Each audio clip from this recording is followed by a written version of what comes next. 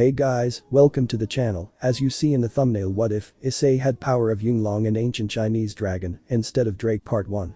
Before I start, please do support for more awesome content and subscribe my channel and like this video. Go support and follow the JCT1345 for writing that awesome fanfic, and also make sure to comment on this story, link in the description. Let's start this video. Laird as a masked individual dressed head to toe in black, carrying a long brown bag on his back, darted across the stone floor of the technologically renovated catacombs. He sprinted at an incredible speed, far faster than any average human was capable. With every exchange of his feet, a gust of wind propelled the next foot forward, as if he was running on air. "Stop him. The intruder mustn't be allowed to escape with what he's stolen," a man dressed in white cried out as he desperately chased after the masked individual, but were becoming increasingly further behind the shadowy clad individual to the point it became obvious that he would not be caught by them. The masked man made a sharp turn down one of the branching hallways and continued until he came across an interesting development. The hallway forked once more. If he continued straight, he come to a large hinged door that had been left open, or he could take a left down a hallway that was more poorly lit.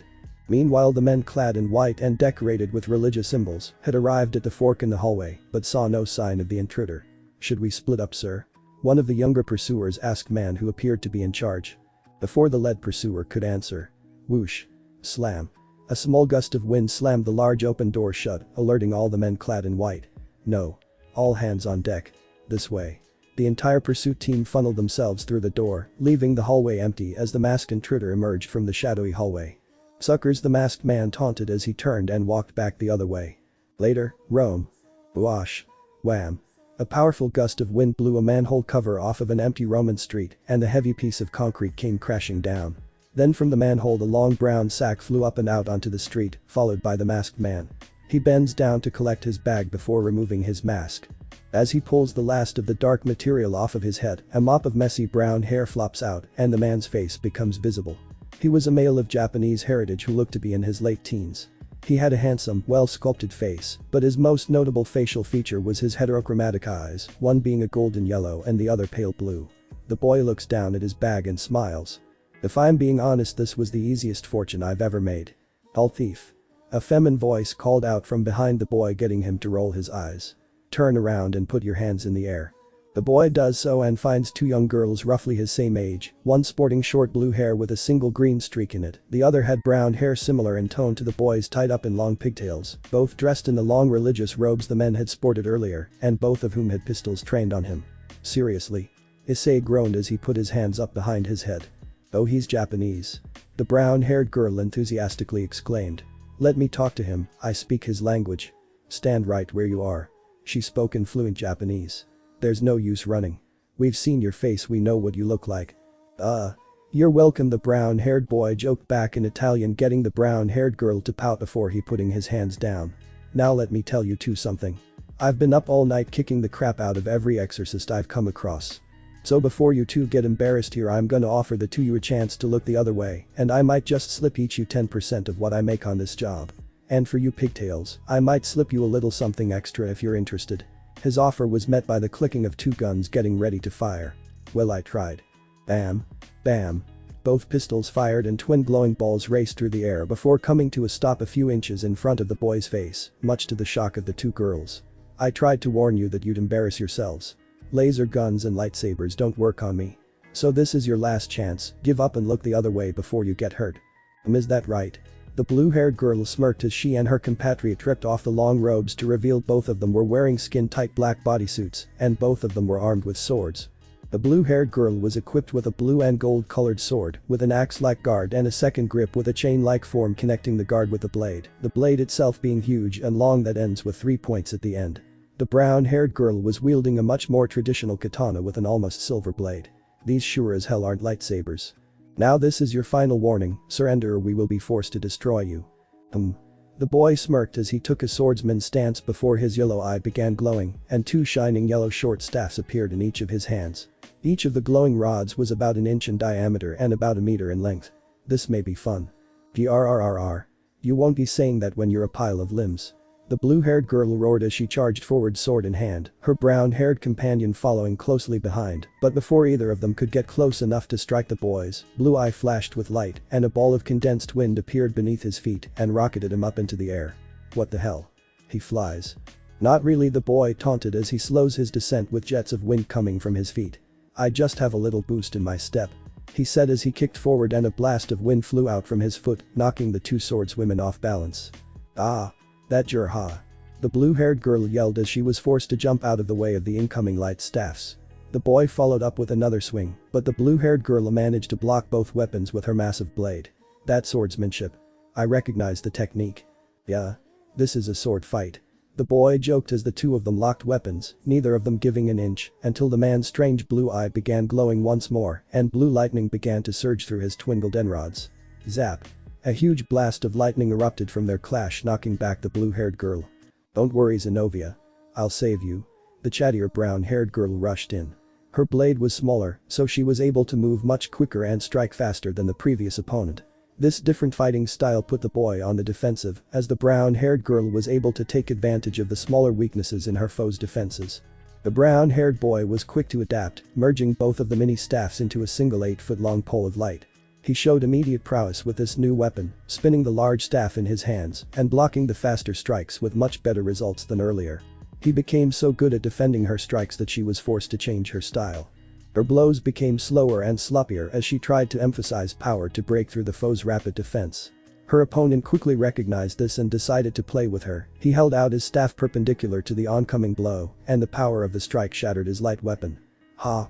I did it! She exclaimed joyfully. Now surrender or… Huh. The shards of light that had made up the spear didn't dissipate, rather they levitated back into the air. Snap. With a snap of the boy's finger, the floating shards hurled themselves at the girl. They were too small, too fast and too many of them to dodge, so the attack hit head-on. The barrage of shards ripped through clothing and slightly cut her skin, not enough to do any permanent damage, but enough to immobilize the foe. Then in his hand a ball of condensed wind formed and he threw the powerful gust into the brown-haired girl's abdomen, knocking her through the window of one of the closed storefronts that decorated the dark street. Ah, that was fun, but I'm afraid it's time for me to go. I pride myself on being punctual. The boy taunted as he picked up the brown satchel off the ground. Hey.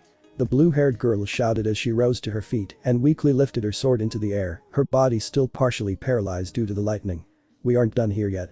Well, if you're still willing to fight, who am I to deny you? But don't blame me if I actually fry you this time. The boy smirked as sparks danced in his hand, but before he could actually engage his foe, a crack formed in the whites of his blue eyes and a flake of white fell off, revealing darkness beneath it, and suddenly a vicious voice echoed through the boy's head. Kill them. Kill them all. Do it. Destroy them. Destroy the whole city. Ah. Crap. The boy clutched the side of his head in pain. Sorry, but I think I have to end things here. A yellow ball formed in the boy's hand and he threw it down, causing a massive explosion of light, forcing the blue-haired to shield her eyes. Crap. It's too damn bright, I can't see a thing. When the bright light faded, the boy had vanished with his bag along with him. Damn it. Ugh. What happened? The brown-haired girl groaned as she limped over to her partner. Where's that creep? He got away, the blue-haired girl growled as she fought back the paralysis enough to clench her fist in frustration. Later, Rome train station. Excuse me, but I'd like a ticket for the next departure to Paris. The same brown-haired boy asked the booth attendant. He was now wearing a baggy sweatshirt and a dark pair of sunglasses to hide his eyes. Oh, and I'd like a luxury suite, please. We can certainly do that, sir, but to request one this late will cost a hefty amount. The attendant warned. That's fine. I'll pay whatever price as long as I'm in Paris tomorrow. The boy smiled. Later. Well, here is your room, sir. A man dressed as a butler said as he opened the door for the boy, letting him in. The room had a large, well-decorated bed, a fancy dresser and a flat-screen television. Your bathroom is in the corner and your room service has already been paid for. We'll arrive in Paris at 10 in the morning. Enjoy your stay. The butler quickly exited the room and the brown-haired boy tossed a brown bag he had been carrying, as well as a large gym bag, onto the bed before rushing to his bathroom. The boy rushed up to the mirror and removed his glasses, revealing cracks on both of his eyes. Man, talk about unattractive, the boy joked as he pulled out a little white bottle from his pocket. He opened the bottle and pulled out a dropper and applied a few droplets of the strange liquid in each eye, and the crack slowly closed up. Better. He then entered his room and leapt onto his bed and pulled out a smartphone. Then he sent a text to an unknown number that read, "I'll be in Paris at 10 tomorrow, meet me at the spot at 11. Ah, the boy sighed as he began relaxing in his bed. Almost done, he mumbled to himself before he began to let his mind roam as his eyes began to close. My name is Issei, and I just robbed the Vatican, one of the most heavily guarded areas on Earth, and my dumbass only thought to take a couple swords. Issei opened his eyes just to glance over at the sack he had just fought so hard to defend. Better be worth it, even though I'm pretty sure they keep the cross somewhere in there. Issei closed his eyes once more. Guess it doesn't matter now. Today it's just another job well done. The next day in Paris. Issei sat alone sipping a cup of coffee at an outdoor table affiliated with one of the many cafes that decorated the City of Lights. He was dressed much more fashionably for Paris, stylish, well-fitting clothes and a pair of high-dollar sunglasses that is heterochromia, and on the ground next to him was the brown sack from Italy. Ugh, Issei growled as he checked the time on his smartphone, which read 10:35. Issei stuffed his phone back into his pocket and crossed his arms. Screw this, he growled as he reached down for his sack. Wait. A fat man sporting glasses, dressed as a priest, with grey hair and a grey mustache, ran up and took a seat at Issei's table before he could leave with his treasure. Heh. Heh. Heh. The large man wheezed as he struggled to catch his breath. Heh. I'm sorry I'm late, there was a. I got it. Issei interrupted, lifting up his sack and opening it just enough to show off the glitter of the pristine metal blades. Where's my money? The large priest's eyes widened with excitement and he quickly pulled out his own smartphone and rapidly started to tap at his screen. Check your phone, a transfer's just been made to your account. Issei lifted his phone, and when he went to check his account, he had to drop his sunglasses to verify the numbers he was seeing were in fact genuine. Without so much as a word, he immediately handed over the swords. Excellent. The priest's eyes marveled at the swords now in his hand. After all they did to discredit me, I can finally. The priest was once again cut short as Issei shoved his index finger in his face. I don't need to hear it. Issei declared. If you care to do business in the future, let me know, but now I need you to leave. Issei said as his eyes shifted to a pair of girls around his age, both of whom shot the boy a smile, and one went as far as to wave at him. You're cramping my style. Issei got up from the table and began to follow after the girls, but after walking for a few minutes, it appeared as though he had lost them. Well, that sucks, Issei muttered to himself when suddenly PATA. His phone went off, a message from an unrecognized client. When he opened it up, all he saw was an address and a hotel room number. Another job already? Issei hardly looked fazed by this. He simply placed the address into his map application and began to follow the instructions. Later. Issei stood silently in front of his destination. The door in front of him numbered 666. Seriously? Issei looked down to check if his address was correct before letting out a disappointed sigh and knocking lightly on the hardwood. Knock. Knock. Kriek. The door slowly opens and standing in the threshold is a beautiful, shapely woman with sparkling silver hair dressed like an old Victorian-era maid. You're the thief. Yeah, Issei muttered as a bead of sweat dribbled down the side of his face. He felt awkward because this is the first time he'd ever spoken to a maid. Right this way. The maid gestured for Issei to enter the room, and the boy did just that. As he entered, he noticed it was no ordinary hotel room, it was a massive luxury suite, and the entryway led to a large, well-decorated living room. Wait here. The maid gestured to a large couch in the center of the room. My master will be with you in a moment. Master, huh? Issei thought as he looked around the extravagant room. I don't know about that master shit, but can't argue with the way the guy likes to spend his money, and from the looks of it, he's got plenty to spare. Lucky me. Just as Issei began to picture the size of his future paycheck, a door on the other side of the room opened up and a large cloud of steam emerged, followed by a handsome man with long, wet crimson hair, dressed in nothing but a towel wrapped around his waist. Issei, hi do? The man asked with a large friendly smile plastered on his face. I see you received my message. The crimson man eagerly approached the young thief and gave him a once-over. Your eyes, so it is true. Something about the man's appearance, the way he spoke and what he said seemed to trigger something in the young thief's brain. Devils. Oh, very perceptive of you. The crimson-haired man said with a grin. My name is Serziches and I am indeed a devil. That wouldn't happen to be a problem, wouldn't? Not normally, but something about this whole thing is giving me the creeps. Might have something to do with your lack of clothing, but can't say for sure. Devils usually only come to me when they want something they can't get on their own. Which either means it's really hard to get or some other devil already has it. Issei rolled his eyes before pushing himself up off the couch. Normally I'd accept any request for the right price, but I just scored the mother load on my last job and don't feel like breaking and entering into some crazy place to steal some random piece of junk from some crazy place, and I really don't want to screw around with devils. Grafia, why don't you give our new friend here an idea of how important this job is to me? The crimson-haired man said with a smirk as his maid walked up behind the boy and whispered a number in Issei's ear that made the boy's jaw drop before he immediately retook his seat. Glad to see I've kept your attention. Now here is what I want you to do. Later, Kuo, Japan. Seriously, Issei groaned in his head as he sat on a tree branch a few meters away from what appeared to be an ancient school building that appeared to be covered with greenery and complete with its own little clock tower. The brown-haired boy's yellow eye was glowing as he stared through one of the building's windows. By enhancing light waves, Issei managed to create a natural telescope and he used it to spy on the inhabitants of the school building. Inside there were 3 individuals. A boy around Issei's age with a blonde hair, blue eyes and a handsome face. Next to him was a woman with long black hair tied up into a ponytail and a curvaceous build, and finally another busty young woman, sporting familiar-looking crimson hair. All 3 of them wore matching school uniforms. On this job it's likely you'll find a group of young devils. Surzich's voice echoed in Issei's head. If you're discovered it'll likely lead to confrontation and this group can be formidable, especially if they feel threatened. It's important that you wait for them to exit the building before you proceed. Issei looked behind him and noticed the sun was beginning to set. He let out an annoyed sigh before focusing back on his observation. Come on high schoolers, don't you have homework or overbearing parents, the big game, unplanned teen pregnancies or any other stereotype to participate in? Issei's vision wandered to the red-haired girl's chest and his face turned slightly pink. Damn devils, he muttered. What are you doing? An unknown voice asked from behind him, getting the boy to jump. When he turned around he found a small girl with short white hair sitting behind him on the branch. Wait a minute. Issei called out. I made it so the light can't reflect off of me, how can you see me? Issei called out in confusion as he was in fact invisible to the girl. I can't see you. She muttered back. But you've been sitting in this tree all day so I can smell you, and you're talking to yourself so I can hear you. Sniff.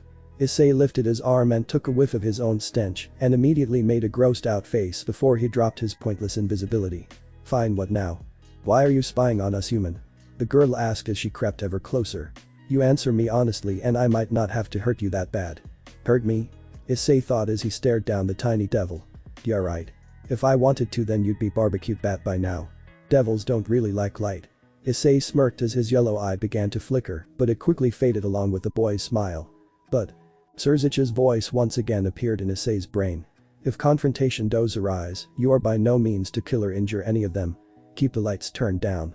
Fine, we'll do this the hard way. Phew. Issei took a deep breath before his blue eye began to glow. Fuos. Issei exhaled and a massive gust of wind erupted from his mouth, knocking the small devil out of the tree and far away from him. Well, that was easy. Issei decided as he leapt down from his tree. Guess this means my cover is blown, no need to continue the sneak attack. Issei said as he headed for the door to the schoolhouse. Halt. Issei stopped in his tracks as a new challenger called to him, then out from the old building emerged a blonde devil, along with the dark-haired one. This is as far as you get, trespasser. The handsome boy declared as he summoned a sword from thin air. Ha! The devil cried out as he charged towards his foe. Swordsman, ha! Issei constructed a sword of his own made of solid light and quickly blocked the blonde boy's attack. Clang. I'm getting pretty sick of sword fighting. Issei growled as he created another light blade that he used to knock the devil back. His sacred gear. He can control light. The blonde called back to his ally. Keep your distance. Right.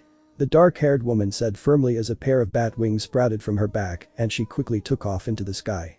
Flying's not the best idea here.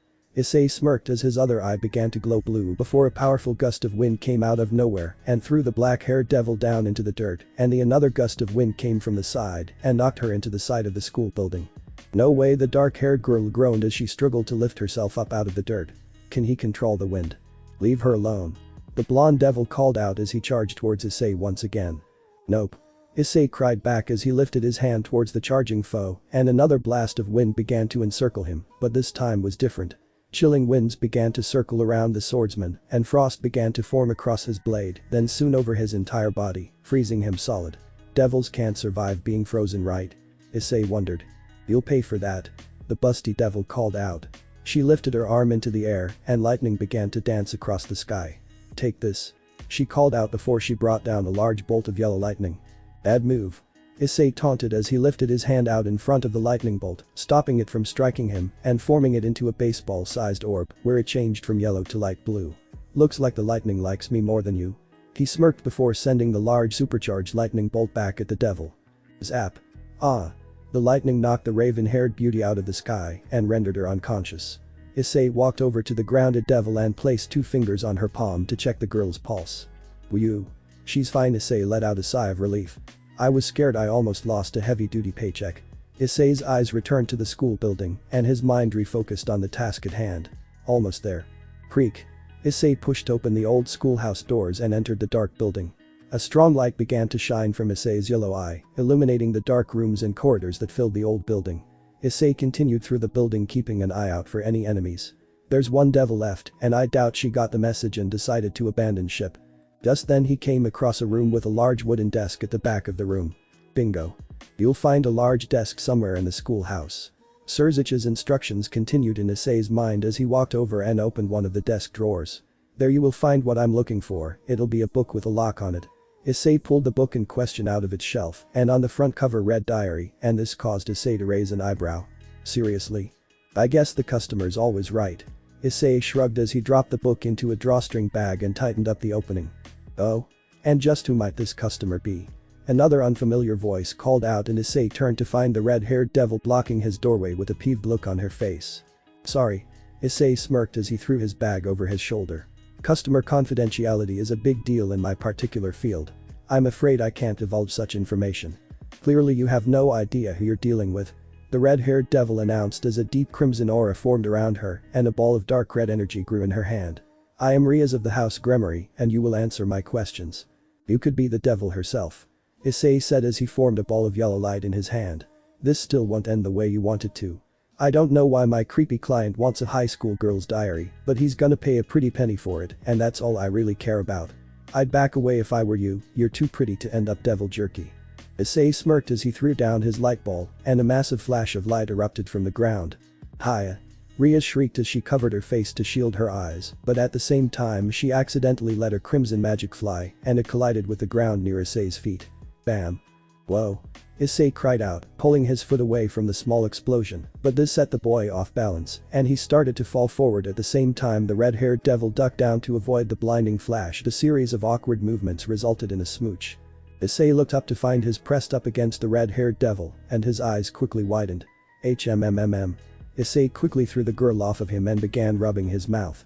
What the hell do you think you're doing? Issei cried out as he immediately ran as far away from the girl as he could.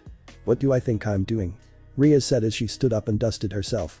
You're the one who spent all day spying through my window before you attacked my family, all with the intention of stealing my diary, and now you assault me, and you dare claim to be the victim here.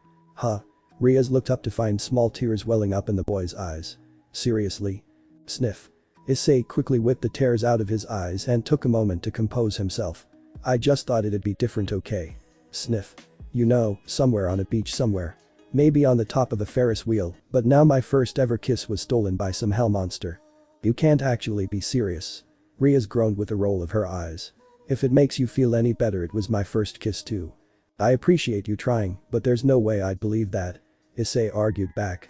First of all, you're gorgeous, like probably the most beautiful person I've ever seen. Issei blurted out.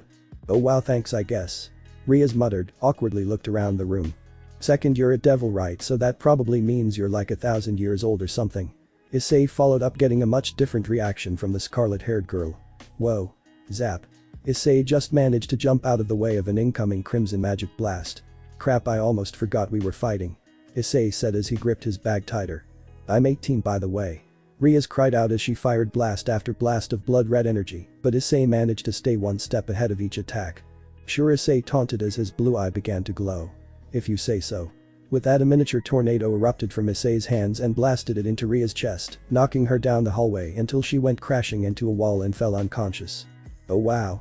Issei muttered as he looked down at his hands and immediately became overwhelmed with guilt. Oh crap, was that personal? Sorry, Issei said before turning to one of the windows that decorated the walls and blasted it open with another strong gust of wind before looking down at his bag and smiling. Time to get paid. What are you doing? A voice echoed in Issei's mind and he suddenly clenched the side of his head.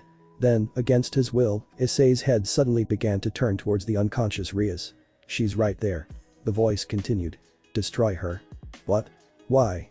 Surzich has told me I'm not supposed to kill anyone. Issei argued back. Who the hell are you anyway? Destroy her. Do it. The strange voice roared louder this time. Who are you? Issei repeated himself. Why do you want me to? Whack. Before he could finish, Issei felt a sharp pain in the back of his head before he suddenly dropped to his knees and then falls unconscious. Behind him stood the small, white-haired devil from before, but now she carried a long piece of pipe like a bat that she dropped as soon as Issei went down. Payback's a bitch, the small girl declared as she wiped her hands off. Later. Ugh, my head, issei groaned as he slowly began to open his eyes. The boy looked around to find himself still in the room with a large wooden desk, but he was now seated on a small chair, but on the ground beneath him, he found a small, red magic circle spinning in rotation. Issei got up off his seat and tried to walk forward, but when he reached the edge of the magic circle's app, the magic current shocked Issei and sent him stumbling backwards into his chair. Ugh, damn it, devil magic. Well, look who finally decided to wake up. Ria said confidently as she, along with the other 3 devils, sat comfortably on a pair of identical couches directly in front of the captured human. I have a few questions that you're gonna answer for me. Issei looked over to the window and noticed the sun was up outside. Hey, shouldn't you kids be at school? Issei smirked until his eyes fell onto the small white-haired devil. You. He pointed to the small girl. You hit me in the back of the head. That's a total cheap shot. While the girl taunted back as she opened up a magazine and began to browse the pages. How about you cry about it more, see if that helps. Ahem. Riaz interrupted the small feud that was slowly beginning to grow between the two. First off, tell me just who you are. Sure, the name's Issei Haidu and I'm 17 years old, and that's in human years. Issei said, shooting a sly face the red-haired devil's way. Most people would call me a thief, but I'm more a multifaceted all-purpose businessman. I domus things for the right price, but that excludes murder, birthday parties and well other nasty things, but that's enough about me. What are your names? I'm Yudo Kiba and I'm in my 2nd year here at Kuo Academy and the night under Ria's Gremory. The blonde devil was the first to answer, much to Ria's dismay. I'm Akeno, the queen, and I'm a senior. The black-haired devil said with a smile. Hineko the little devil followed, not looking up from her magazine. Rook. Oh, I get it, chess. That's cool. Issei said in a friendly voice. I guess that makes you king, huh? Issei said, turning to Riaz with a large smile on his face. That's enough. The scarlet-haired girl raised her voice. Okay, Mr. Haidu, just what do you think you're doing here in my domain? I'm here to steal your diary. I thought we already covered this. Issei said as he looked to the other devils for confirmation that he was repeating himself. And just why are you trying to steal my diary? Riaz continued, quickly getting annoyed by this interrogation. Cause the guy who hired me is some crazy, rich, weirdo, Issei said as he looked around the room taking notice of all the gothic art. Creepy. Now I'd like you to tell me the name of this rich weirdo. A vein on Ria's temple began to bulge in frustration. Sorry, can't tell you that. Issei answered quickly, getting the red-haired devil to ball her fist in rage. Look, you devils do your little contract things and grant sad people wishes or whatever, and you're not supposed to break that contract, right? Well, I have a contract too and I'm not gonna break it. It's bad for business. What if I were to pay you to divulge said information? Riaz proposed. It's not exactly stealing, but you did say that you were multifaceted, right? I guarantee whatever this guy is paying you, I'll be able to beat that price. Sorry. Issei said as he raised his hand to stop Ria's offer. My skills may go to the highest bidder, but my loyalty is strictly first come first served. You don't bring customers back by stabbing them in the back. So you at least understand the concept of integrity. Ria said as she crossed her arms. Let's see if that ideology holds up after you haven't eaten in a few days. She said as she made her way to the schoolhouse door. Come on, we don't want to be late for class. The other 3 devils quickly followed behind her. Issei looked around his tight confinement and a bead of sweat began to roll down his forehead. Days. Hey. Where's everybody going? Click. Slam. The lights went off and the door was suddenly closed, leaving Issei sitting alone in the darkness. Guys. Ugh.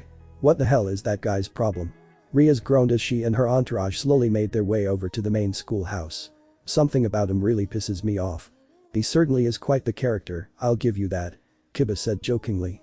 He certainly dragged you through the ringer, didn't he, Prez? In his defense, you are remarkably easy to tease. Akeno said with a slight chuckle that made Riaz blush. The character? Teasing? Ria's eyes began to twitch.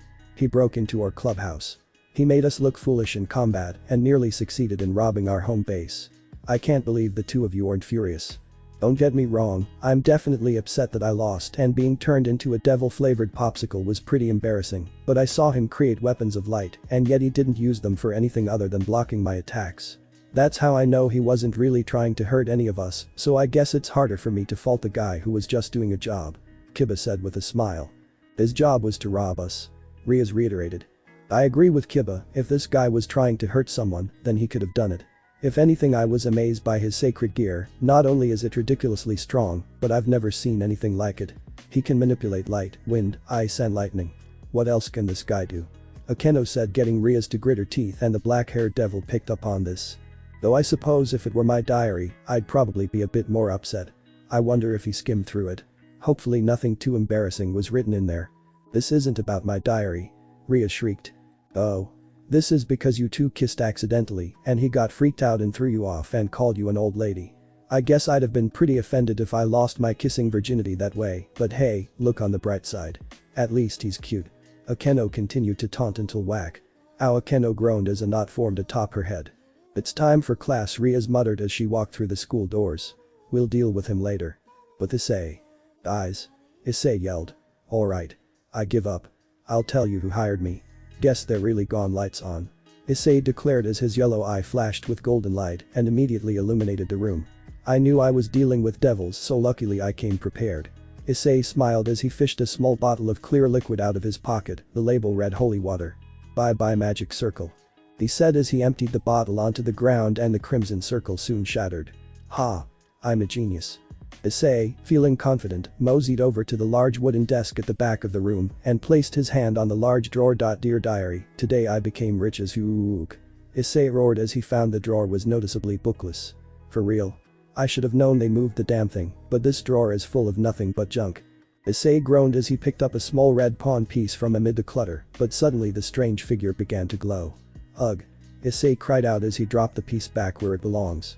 That's enough of that, no use sticking around here anymore if the book is gone. Issei carelessly walked out the front door and luckily for him there happened to be no one standing guard.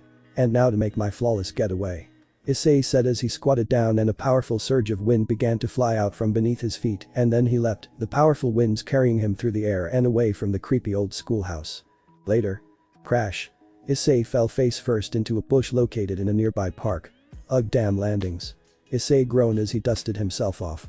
So what now? Issei began to stroll through the park, the whole time plotting out his next move. There's too much cash on the line for me to bail on this job after one setback. At least now I know I won't be able to half-ass this thing. I learned the hard way that going at night is probably not the best strategy going during the school day while they're out of the nest, but that will probably have to wait. They'll be scrambling around like ants once they find out I'm gone. I need to find a place to lay low for a bit until they calm down. They'll probably search all the hotels, so I'm gonna need something to find something more permanent, but nothing that raises any eyebrows, so I can't just go buy a house out of nowhere. An apartment would be perfect. I'll give those devils a couple weeks to cool off, and then I'll make my next move when they least suspect it. I guess I can put any expense I incur on this job on that freaky devil's tab. Issei was preoccupied mulling his plans over in his mind and wasn't paying attention to where he was walking. His negligence would eventually result in a collision. Oof. Issei fell down on his butt and when he looked up he noticed a pair of snow-white panties directly in front of him. Whoa. Issei exclaimed as his face turned a bright shade of red, but he soon realized the panties were attached to a person and he quickly got up to offer his aid. Come on Issei, get your mind out of the gutter. Are you alright? He picked the small girl up and was immediately met by two large green eyes and a wonderful floral smell. Holy cow. It was a young girl with long golden hair that went all the way down her back. She wore a nun's robe, but her headpiece had fallen off during her collision with Issei, and the young boy went down to pick up the piece of fabric. Oh thank you, she said with a soft and gentle voice, bowing her head to the young man.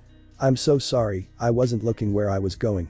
I guess apologizing is pointless, you probably can't understand me. Italian. But what is she doing all the way out here? Issei thought to himself before handing the blonde girl back her cloth. No problem, I speak Italian fairly well so don't worry about it. Besides it was my fault I bumped into, I clearly wasn't looking where I was going. The young nun stared back speechless, but before long a bright smile formed across the girl's face. You can understand me. And I can understand you. The girl cheered with excitement. Oh, wonderful. This must be a blessing from God himself. She exclaimed as she grabbed both of Issei's hands with her own. I think I'll just chalk it up to God luck for me. Issei said as he awkwardly pulled his hands back. I'm Issei Haidu, it's nice to meet you. My pleasure Mr. Haidu, I'm Asia. Asia Argento. She replied with a bright smile, but her face soon darkened as she made a nervous expression. I know we just met and all, but I could really use your help. You see I'm new in town, and I seem to have gotten myself lost. I can't read the street signs and until now I haven't been able to ask anyone for directions, but I was hoping you could show me how to get back to the local church. Church huh? If I follow this holy sister it'll probably keep my scent clean from those devils, at least for the time being. Plus I really want to help this girl out. I wonder why. Issei thought before shooting the young girl a reassuring smile. Well, I'm new here myself, but I can read the street signs. Let's see if the two of us can't do this thing out together. Asia nodded happily to Issei's proposal. Right. Let's do it, and the two teenagers walked through the park for a few minutes before they came across something that caught the blonde nun's attention. Wahia. A small boy sat on the sidewalk bawling his eyes out, his knee was scraped up and bloody, and next to him stood a small group of other children, and one of them held a small soccer ball. Clearly the boy injured himself playing sports with his friends. It's alright. Asia said comfortingly as she bent down in front of the boy and placed her hands out in front of the child's injury, then two silver rings appeared seemingly from nowhere, one on each of her hands. Don't worry, everything's gonna be alright. She said as waves of soothing green magic began to cascade down from her hands and over the boy's leg. Before long the small scrape began to close up and heal, and the child's tears stopped. Boys shouldn't cry, they need to show girls how strong they are. Asia's words got the young soccer player to wipe his face dry. The sacred gear? Issei thought as he watched a nun at work. I can't understand why the Vatican would send someone so special all the way out here, they tend to like to keep anything of value locked up for themselves. Weird. The boy muttered to himself. Later. Issei and Asia spent the remainder of the day walking around the small Japanese town, the whole time they spent laughing, chatting and getting to know one another. They eventually reached Asia Church, but by then the sun had already begun to set. I guess we should have just used the map on my phone in the first place, huh? Issei asked nervously as he slipped his smartphone back into his pocket. Maybe, but then I wouldn't have gotten to know you as well as I do now. I prefer things the way they turned out. Asia said with a smile that made Issei's face go beet red. I had a lot of fun today, I hope I get to see you again soon. Yeah, I hope so too. Issei smiled back, but something about it was disingenuous. Sorry Asia, but I doubt I'll be seeing you again. Issei thought sadly. Well, I better get going, I need to find a place to stay before it gets too dark. Issei waved Asia goodbye and the two parted ways, and when Asia was eventually out of sight, Issei's stomach let out a loud growl. I guess before buying an apartment, I should probably get something to eat. Later. Belch. Issei let out a large burp as he walked down a quiet city sidewalk in the dead of night. Ugh, I guess I overdid it. Issei groaned as he placed his hand over his stomach. They should change the signs from all you can eat to all you should eat. Issei joked to himself. The boy continued down dark streets, the only light coming from his phone screen, as he looked through an online catalog of local apartment listings. Guess I shouldn't have expected to be able to buy a fully furnished apartment past midnight, looks like it's a crappy hotel bed for me tonight.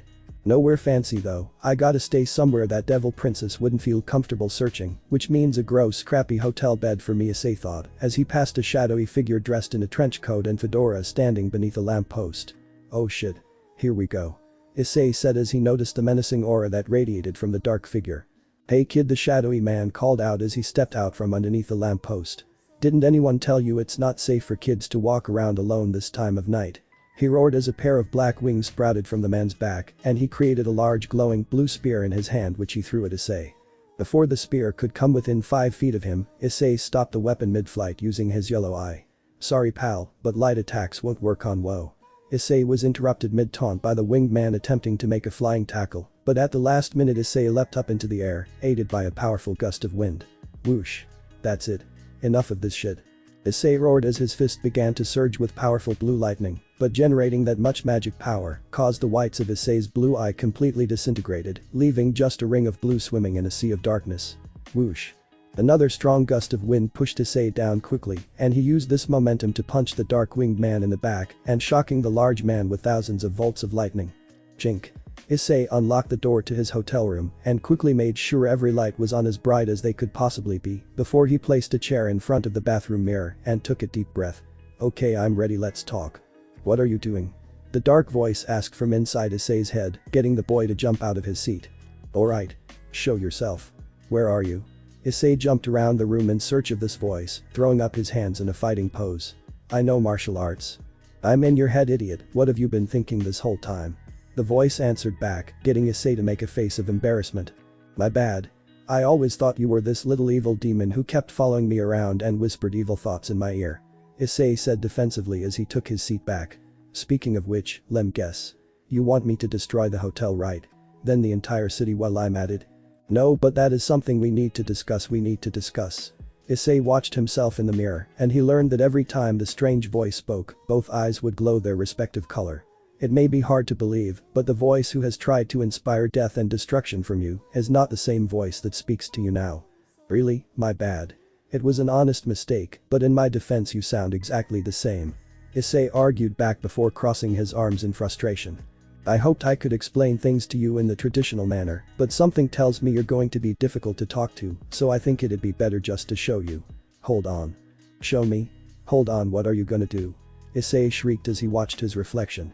The whites of his eyes began to crack and fall off until both of them were reduced to black orbs that held a yellow and light blue ring respectively, but it didn't stop there. Soon even the glowing rings of color began to flicker and fade until there was nothing but blackness and thud. Issei fell out of his chair and onto the bathroom floor, completely unconscious. Flashback. The man with bright blue eyes, dressed in dark tattered robes, stood alone in the middle of a grassy field as he looked up into the afternoon sun, his hand shielding his eyes from the damaging light. Where are we? Issei's voice echoed through the air, though his body was nowhere to be seen. We're in the past, about 2700 years BC give or take, the voice replied, but the cloaked man didn't seem to notice either of their presences. That man's name is Yinglong. He's a well-respected wizard who's mastered control over the weather, but he has always harbored greater ambitions, and this is the moment he acts on them. Just then the cloaked figure, using yellow chalk, began to draw a strange pattern on the ground beneath him, and before long, he had scribbled a large, elaborate magic circle into the grass. The man stepped back and the strange magic circle began to glow, before a massive amount of light began to rain down from above and onto the magic circle, creating a towering pillar of light. As if the sun itself was drained, the day turned to night as the spell finished. Roarg. A large roar echoed through the air as the beam of light stopped, and suddenly out from the magic circle erupted a massive Eastern-style dragon that appeared to be made entirely out of burning light, complete with a long string-like Fu Manchu mustache as well as massive, brilliant pair of golden wings. And that is the dragon god who possessed dominion over the sun, Yinglong. The voice explained as the wizard and the dragon began to converse, though what they said was inaudible, so the mysterious voice provided context. The old dragon was dying, and the young man desired greater power than what he had already achieved, so the two of them made a pact. The old dragon, who wasn't yet ready to die, would transfer his consciousness, along with his power, to the young wizard in exchange for extending his life. Just then the dragon was reduced to a ball of light that was soon absorbed by the wizard, changing one of his eyes from blue to golden. This is a similar method to that the Christian god used when creating a number of the traditional sacred gears. The setting changed to the interior of a magnificent palace, and the wizard was now dressed in glamorous robes, all of which were golden both in color and in decoration, and the heterochromatic man sat alone on a brilliant throne. The wizard used his newfound power to conquer the different kingdoms that made up the area we now know as China. He was known as the Golden or Yellow Emperor, and it appeared as though the pact he made with Yinglong proved fruitful. After 100 years as emperor, the wizard didn't appear to have aged a day, but things had changed. In the beginning things were peaceful, but as the years passed the darkness in the emperor's heart would grow to be unrivaled. Villages were burned to the ground if deemed less than necessary, and thousands were put to death for so much as speaking out against the emperor. The people of China, fearing the emperor's cruelty would be as immortal as his body appeared to be, requested the assistance of the immortal fighting Buddha Sun Wukong and his partner Yulong the Jade Dragon. The young man with a face covered in hair and a long brown tail carrying a crimson pole entered the palace and faced off against the emperor.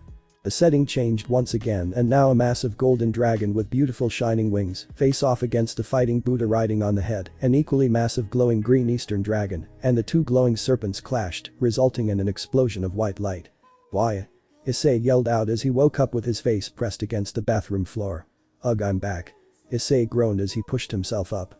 The emperor was defeated, but the pact he made with Yinglong was too powerful to be broken by death. The voice continued, once again startling the unexpecting Issei. The emperor's eyes became one of the first sacred gears in existence, but being primitive as it once had a downside not found in most of the god-made sacred gears. The powers shared by Yinglong and the wizard can only be passed down through people who share blood with the Yellow Emperor. Wait, so are you telling me that I'm related to the Yellow Emperor of China? That's pretty cool. Issei said as he flashed a self-important smile across his face. Yeah, you and about 500,000 other people. The voice said back, whipping away Issei's smile. Don't worry, you're still a special case. Like most sacred gears, it's almost a miracle that your powers were even manifested, not to mention how young you were when you awoke, and rarer still is that you were born with both eyes in your possession. This is the first time that's happened in nearly 2 millennia, and that's where the problem occurs. If you had been born with one eye or the other like a majority of the past wielders, then you wouldn't be able to communicate with myself or my counterpart. Alright, I think I get it. The angry voice is the emperor or the wizard. Issei pieced together as he scratched his chin. Which means that you are the dragon. My name was Yinglong, I'm glad to finally be speaking with you. The old dragon answered. Yeah, finally, Issei reiterated. So why now? Would you decide to speak up today, of all days, why not 6, 7 or 8 years ago? I've watched you waste your talents and dishonored my talents for almost a decade now, and it only dawned on me that with your personality and the way you conduct yourself certainly hasn't helped things, you're still not entirely to blame. I figured it was time to inform you just how important you and your abilities are, so maybe you'll realize just how much of an insult it is that you use my once divine power to commit petty theft. Whoa, who would have guessed that an ancient dragon god could act passive-aggressive? Issei replied with a roll of his eyes. Petty theft, Issei scoffed. Tell the frickin' Pope I'm a petty thief. See what he has to say. Well, clearly you don't understand and I'm partially to blame for that. To a dragon, pride comes before everything else, but you didn't know this so I can't blame you for the way you've acted. I was negligent with your development and it's evident. You don't even know how to use your abilities at this point and I take responsibility for that. I don't know what I'm doing. And the way I have chosen to spend my time has been embarrassing and dishonorable to the dragon living in my head, who only now chose to speak up about things. After 9 years. Issei plopped down on his bed and a cloud of dust went shooting up into the air off of his covers. Well, I'm so sorry. Don't worry about it, things will be different from here on out. The training might be intense, but I'll teach you how to use your power and help shape you into the wielder you were born to be. Issei's eyes widened. Oh my god. I was being sarcastic. You don't think I know what I'm doing?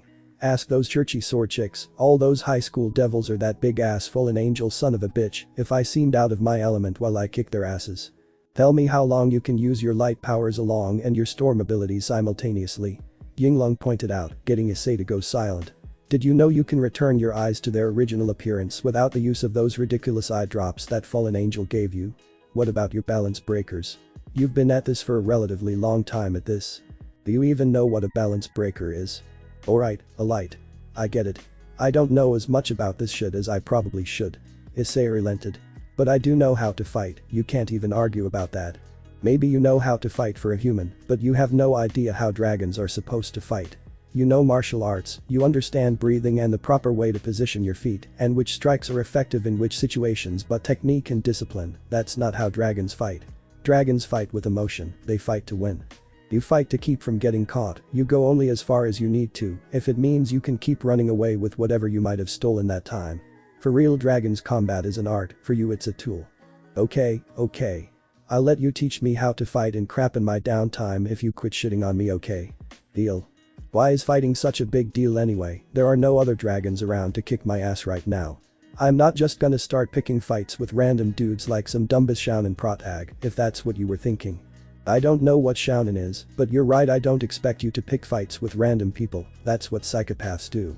I noticed something strange upon entering this town, something to your credit you yourself noticed as well.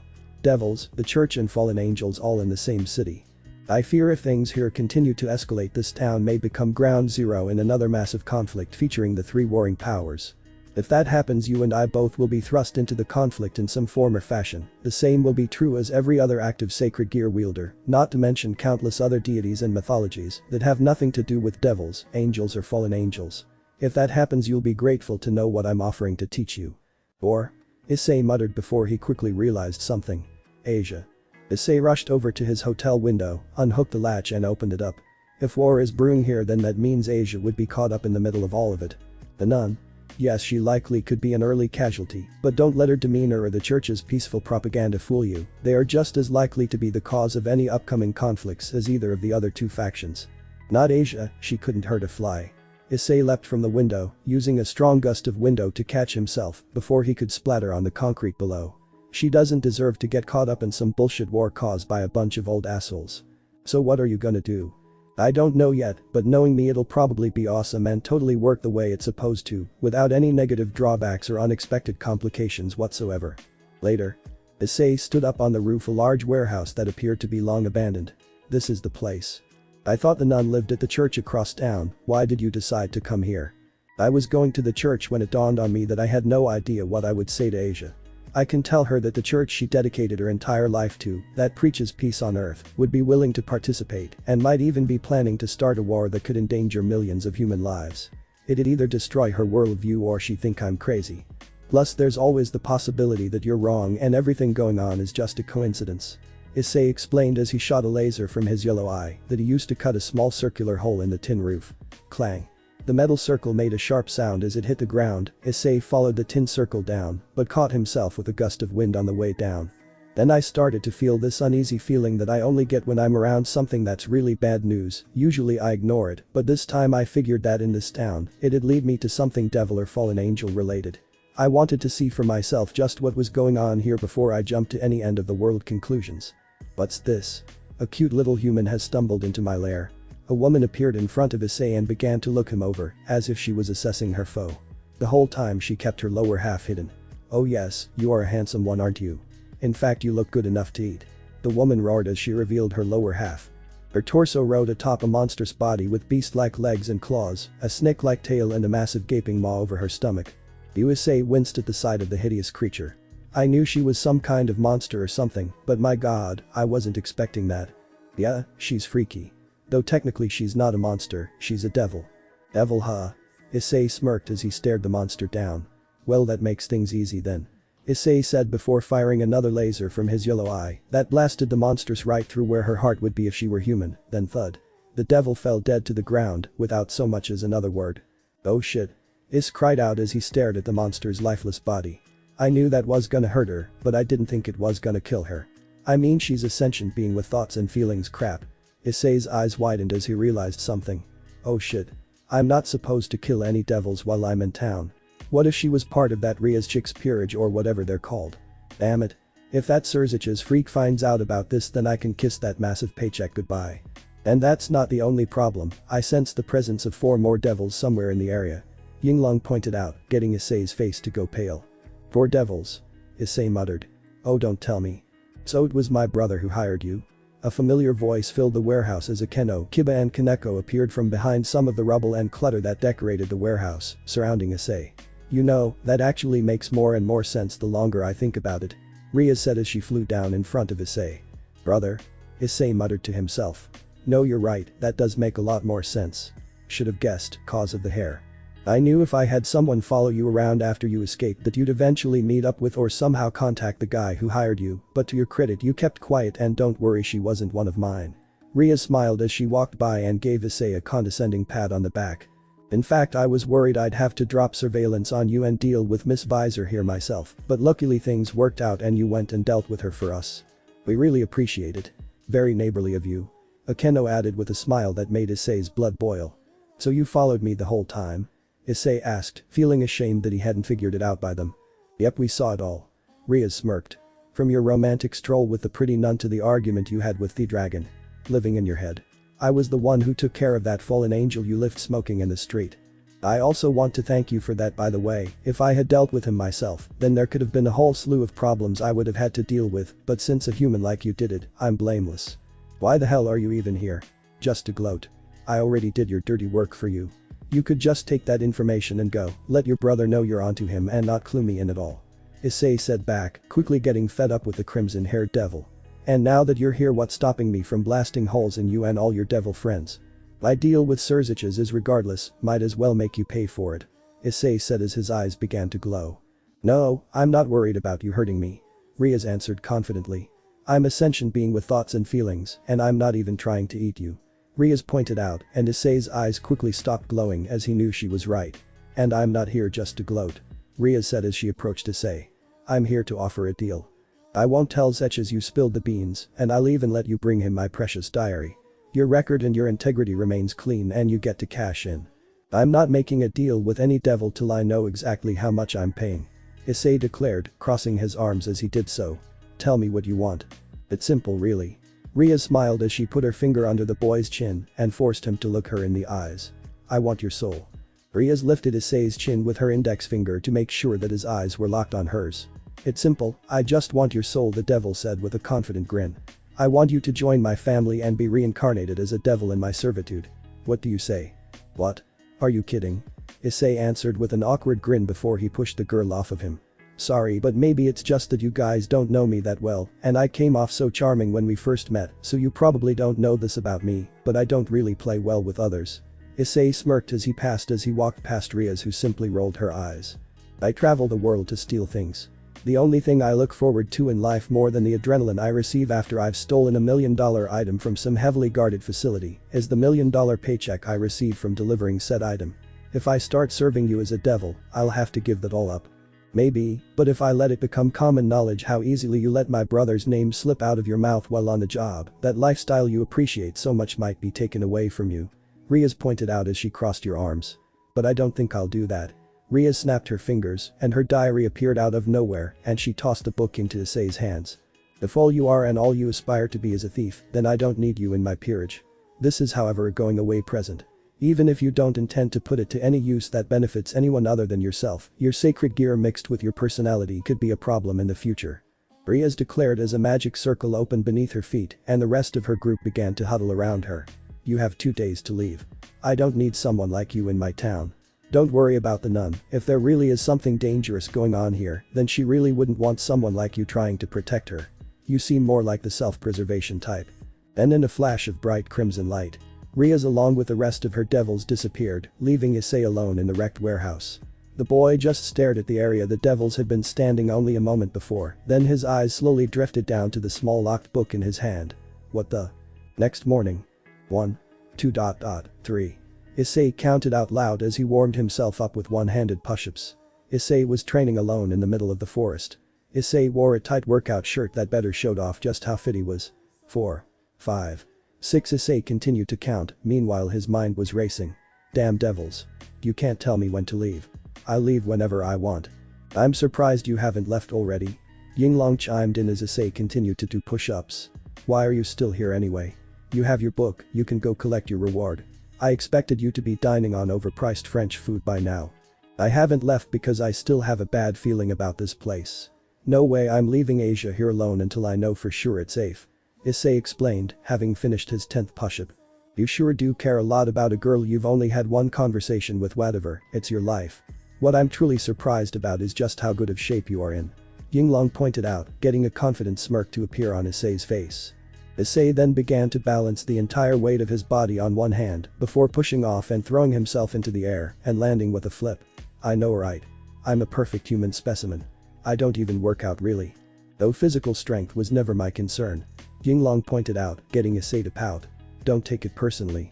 The sacred gear you possess is so ancient that it doesn't have the same limits placed on it as the newer models, which has been an issue in the past.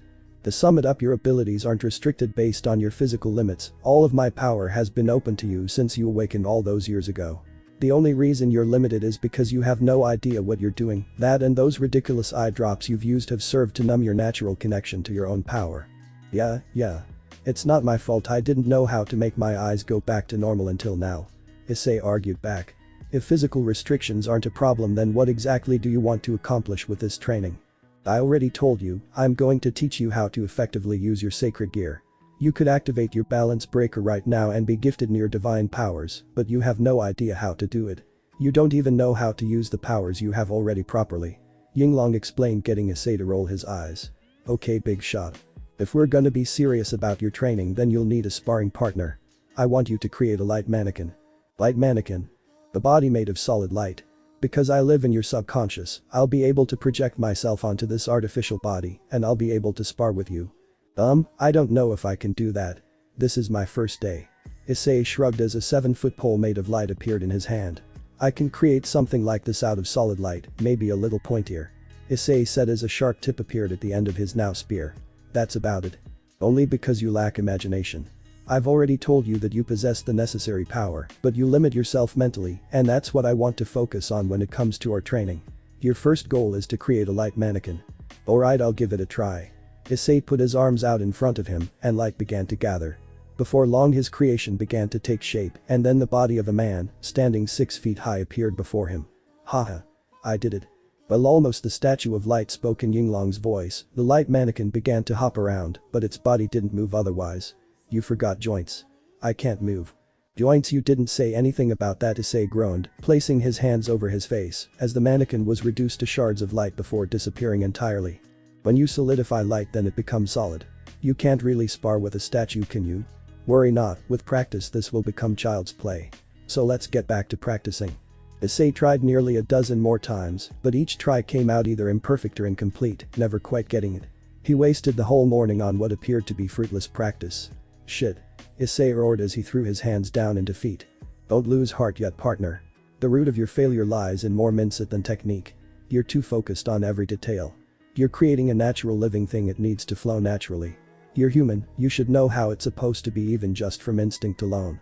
You're acting like a man, letting thought take control of your actions. You need to start acting like a dragon. Dragons act on emotion, let your feelings do the talking, and your powers will do the rest. Okay, I'll give it one more time. Think like a dragon, think like a dragon, a dragon. Issei repeated to himself over and over until he was sure he had gotten the thought process down, but just when he was ready to try again. Beep beep. Issei's phone went off, and when Issei went to check the device his eyes bulged in stark dilation. Aw crap. What is it? There's an open house at that apartment building I was looking into last night and it's starting in an hour. Looks like that's all the training for the day. Issei declared as he stretched out his muscles one last time before exhaling. Thank God, he thought with a roll of his eyes. I heard that, you know. Later in the city. Crap, Issei groaned as he struggled with the map on his smartphone. My open house started half an hour ago and I'm totally lost. Issei eventually gave in and stored his phone away in his pocket. Oh well, might as well find a place to eat while I'm in town. Wait, is that? Issei squinted as he recognized a pretty blonde nun nervously walking around on the other side of the city street. No way. Issei approached the familiar face with a friendly smile, but when Asia noticed Issei approaching her, the girl's face lit up and she rushed over to reunite with him. Oh, Issei. What are the chances I'd run into you again, today of all days? It must truly be one of God's blessings. Yeah, maybe, Issei replied awkwardly. So what are you doing out here? Slow day at the church. Yes, very slow. I was sent on an errand, but I was just sent out to kill time. Asia said with a smile even though she sounded a bit sad. Unfortunately, I ended up getting lost once again. What about you? What are you doing out and about this afternoon? An apartment, Asia asked enthusiastically. You're planning on staying, then you should come and visit me during mass at my church. Pretty please. Sure thing, I'll definitely try to stop by every once in a while. Issei said with a nod. Anyways, I was just about to go get a bite to eat. Care to join me? Then I'll take you back to the church. How does that sound? It sounds lovely. She said with an eager smile.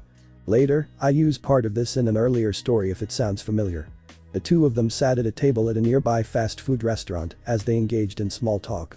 So the church went and made you a saint because of your sacred gear, even though you didn't really want to be one, but when you used it to heal a demon you were banished from Rome, and that's how you wound up with that psychopath. That's crazy, you're still so devout. If I was in your shoes I'd want nothing to do with the church or any of that stuff. Issei asked from across the table. You'd think that, huh? Asia replied with a sad smile. But the church is my home, they took me in when no one else would. They're the closest thing to a family I have, and believing in God and his love gives me hope even in my darkest times. Issei listened to every word, fascinated by the girl's story. I guess I can relate to that. Issei summoned his sacred gear, transforming his black with one holding a blue iris and the other one being yellow. For a while it seemed that everywhere I went my eyes would cause only trouble, but recently, just like you, I'm learning to make the best of my situation. You have powers too. Asia exclaimed as she marveled at the boy's eyes. Yeah. Issei muttered in a confused voice. Guess I so. Is something wrong? The nun asked delicately, fearing she had upset the boy somehow. No, it's nothing. No one's ever looked at my eyes like that is all. Issei explained as a small smile formed on his face, but he quickly rushed to return his eyes to normal as the waitress approached their table. Issei and Asia continued to chat, now with food in hand. Issei quickly unwrapped the hamburger and bit down into it like it was second nature. Asia on the other hand was struggling. Ugh. Asia looked over the wrapped sandwich multiple times as if he was planning out an elaborate attack strategy, but nothing was clicking. Ahem. Issei pretended to cough to get the girl's attention as he demonstrated how to bite down into the burger.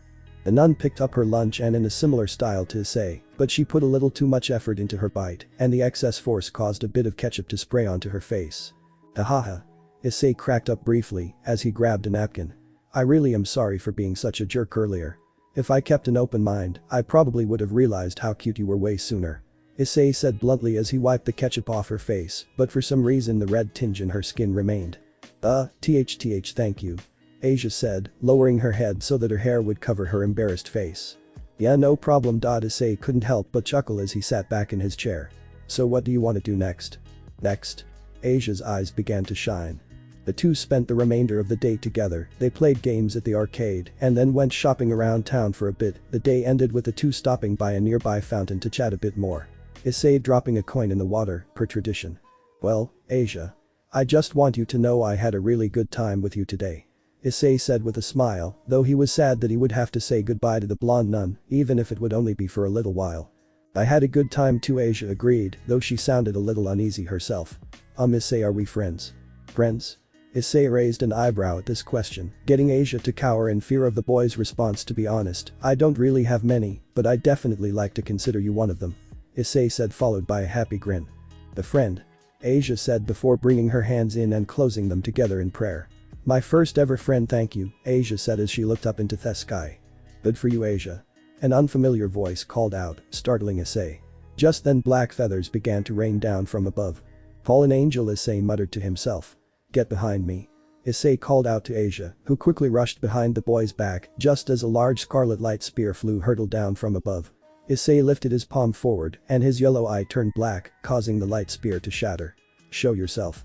Just as Issei demanded, a woman with blood-red eyes and long black hair, dressed in all black lingerie and sporting a pair of raven-like wings, began to descend from the sky above. Oh no. Flashback, 3 months ago, New York. Issei, dressed in high-dollar formal clothing, sat alone at a table at a high-dollar steakhouse, sipping on a glass of sparkling water. Drinking, ages 21. Give me a break. Can't wait to get back home. Issei muttered as a well-dressed waiter nervously approached his table. Sir? The shaking waiter asked. May I take your order yet? Not hurt. Issei answered as he read the name off of the waiter's name tag.